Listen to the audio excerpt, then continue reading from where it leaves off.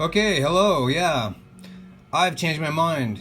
This little circuit right here, I found this in my stash. I've used this before. I forgot that I had it. This is a fun little circuit. I think I will get more out of this than the circuit that I was building, so I'm going to switch gears. This circuit has a volume pot.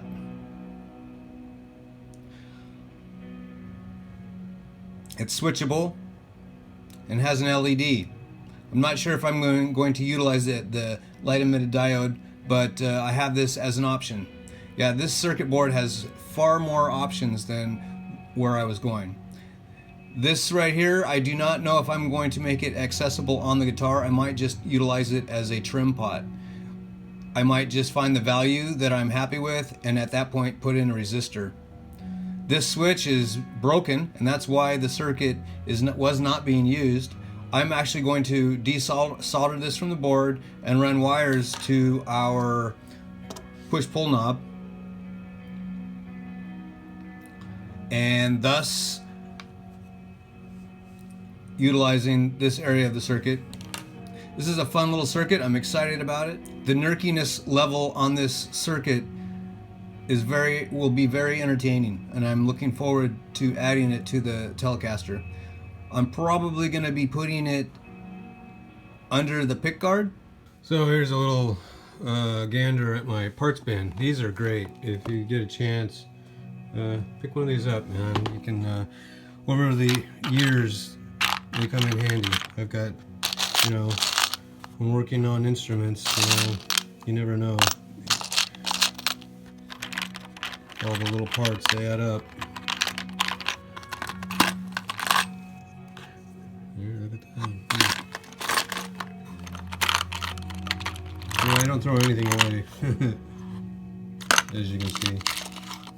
And then there's... anyway.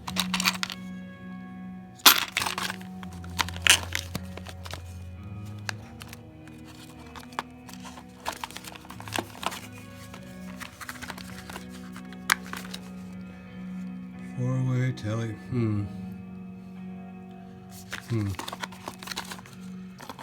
I got this plan.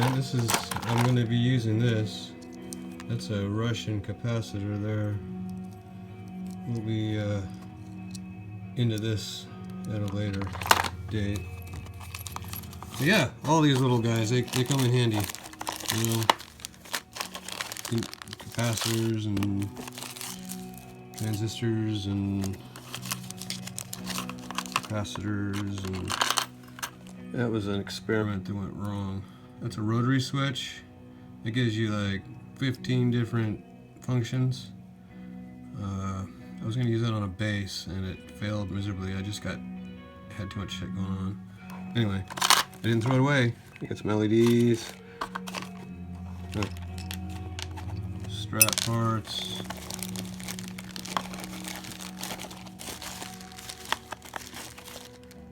Yeah. Anyway, I go through it every once in a while and organize it. As you can see right now, it's kind of in fluff. But yeah, that's where all of the guts go. Push-pull knobs. Last night I had spent a little time on the internet refreshing my brain on push-pull knobs. Obviously, the knob does one thing, and this is a switch. This is the old style. This is for a Gibson setup with there's the knurls.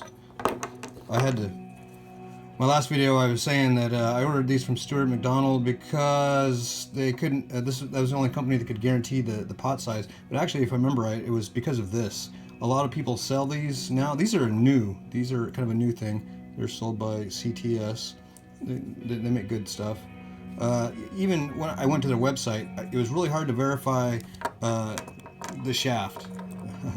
So these are for Gibson, and I believe Tele uses these. I'm not positive. Yeah, Tele uses this style too. But on Stratocaster. But But on a Tele, the knobs are actually screwed onto a post, so with a set screw. So you need, it can't, if you do this, I've done it before, but a lot of times what happens is you end up pushing this little this inward, and what happens is it just becomes when you turn the knob, it doesn't turn true. It turns kind of unbalanced. So, and then another thing on these little buggers is the old style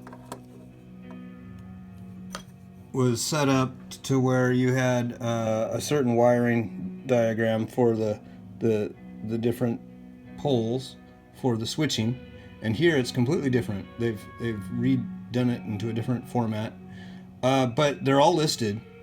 So all you have to do is just transfer the data from this one, and I don't know if you can even read it on this.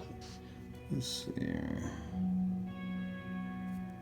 Yeah, they don't necessarily show it, but anyway, I went through, and top is 1, 3, center is C1, C2, 2, 4, just like that. Whereas, so that correlates to that switching.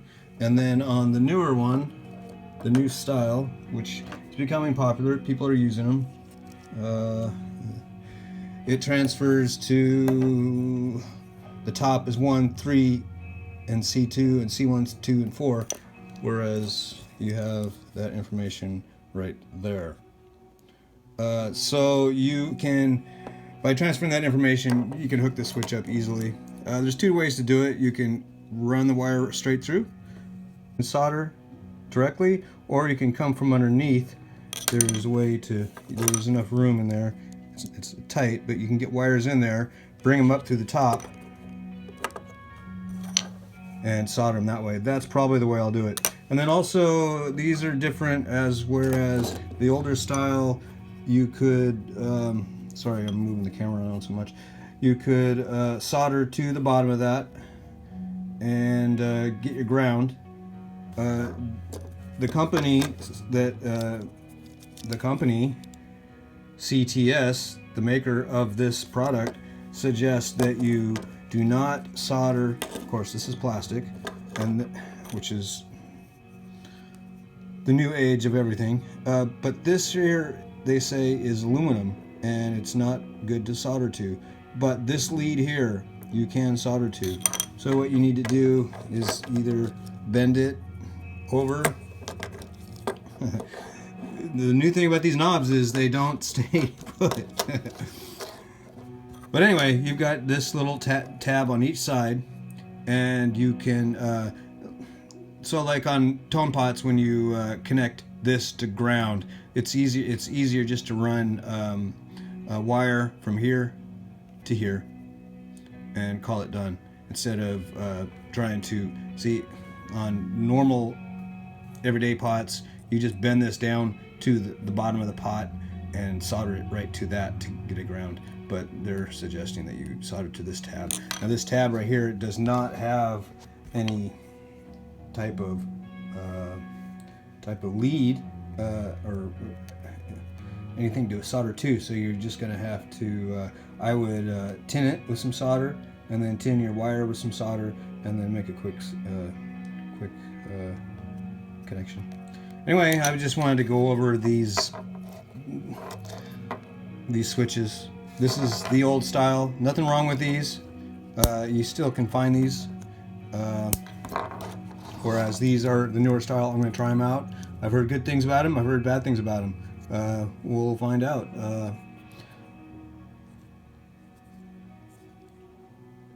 Yeah. Ta-da. Okay, let's disassemble this vessel. I started by removing the strings and took out the screws to the control cavity. I actually removed the control cavity so I could do some testing with the preamp circuit. And here we have the control cavity circuit. We'll step back in time for me. I did this wiring years ago when I first picked up this instrument. It's not the prettiest thing in the world, but it worked. And here's a few battle scars that have surfaced on the instrument, wear marks.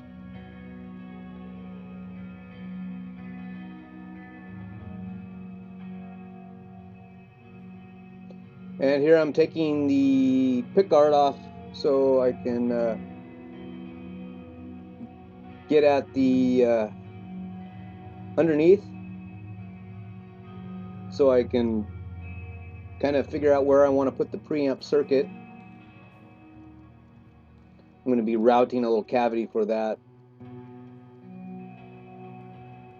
And here I'm taking off the bridge and the bridge pickup.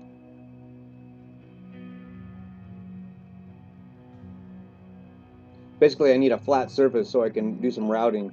So everything is coming off of the surface of the body.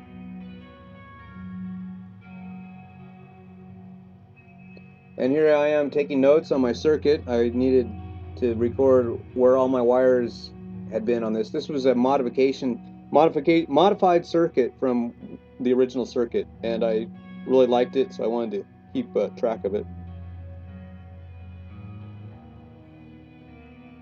And we also removed the neck, because the neck would be in the way with our routing process. I think maybe down the road I might actually remove the polyurethane finish on this guitar and go to a lacquer finish. I can't stand polyurethane. It's disgusting, and it doesn't age. It's just plastic, and yeah, okay, it's got good UV. Oh, there's some numbers for the instrument. Nothing too important. Anyway, yeah, so maybe down the road we'll strip this thing of its polyurethane finish. But for now, stay tuned for the adventure. Next step is to do some routing. Thanks. Peace.